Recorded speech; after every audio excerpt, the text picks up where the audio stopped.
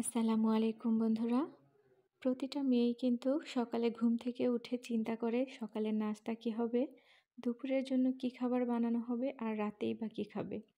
তো যাই হোক, তার পরিবার নিয়ে তার কল্পনা জল্পনা কোনো কিছুর শেষ থাকে না। তো আমি আজকে সকাল সকাল উঠেই চিন্তা করেছি যে সারাদিনের ঝামেলা সকালেই শেষ করে দিব।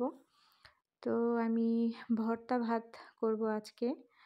সাদা ভাত আর হচ্ছে কয়েক রকম ভর্তা, সাথে ডিম ভাজা থাকবে। বাঙালি তো ভর্তা বলতে পাগল, তাই না? ভর্তা হলে বাঙালির আর কি দরকার? সাথে যদি থাকে একটা ডিম ভাজা, তাহলে তো কথাই নেই। 4 রকমের ভর্তা তৈরি করছি। ছিল হচ্ছে বেগুন ভর্তা, টমেটো ভর্তা, ধনিয়া পাতা ভর্তা আর হচ্ছে আলু ভর্তা। এই যে বেগুন ভর্তাটা শেষ করলাম, এখানে হচ্ছে টমেটো ভর্তা। এটা আমি এই পাটায় আগে ধনিয়া পাতা ভর্তা করে নিয়েছি।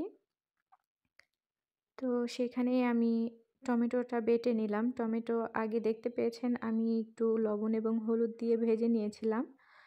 এরপর বেটে নিয়েছি। তারপর হচ্ছে আমি জলপাইয়ের আচার থেকে কিছুটা তেল আর সামান্য আচারের পাল্প নিয়ে নেব।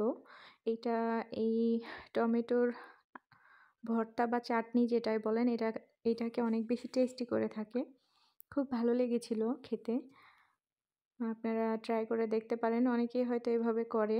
আর আমি সমস্ত ভর্তার জন্য এই যে মরিচ, পেঁয়াজ, ধনিয়া পাতা, সরিষার তেল আর লবণ দিয়ে আগেই মেখে রেখেছি। এখন সব ভর্তা একটু একটু করে ব্যবহার করছি। খুবই লোভনীয় একটা খাবার হয়েছিল আজকে। তো আমরা সকালে এবং দুপুরে এটা দিয়েই খেয়েছি। রাতের জন্য বেঁচে গিয়েছে। রাতে হয়তো অনেক কিছু করা হবে। যাই হোক, এক খাবার আবার 3 বেলাতে খেতে অতটা ভালোও লাগে না। তো যাই হোক, ভর্তাটা খুবই মজা ছিল। এই যে এই ভর্তাটা দিয়ে ফ্রাইস খেতেও অনেক ভালো লাগবে। সিঙ্গারা, পুরি এগুলোর সাথে সস হিসেবে খাওয়া যাবে। খুবই ভালো লেগেছে আমার কাছে। তো আমি ভাবছি যে সন্ধ্যায় এটা দিয়ে সিঙ্গারা খাবো। এই যে টেস্ট করে দেখছিলাম, একদম ঠিকঠাক আছে। এখন আমি আলুটা ভর্তা করে নিচ্ছি।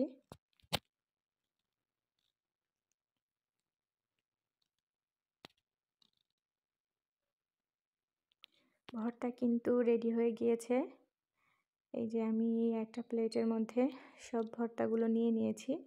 দেখতেই পারছেন প্রত্যেকটা ভর্তা অসম্ভব লোভনীয় হয়েছিল আর মানে খুব টেস্টি হয়েছিল। আমি খুব প্রশংসা পেয়েছি আপনার ভাইয়ার কাছ থেকে।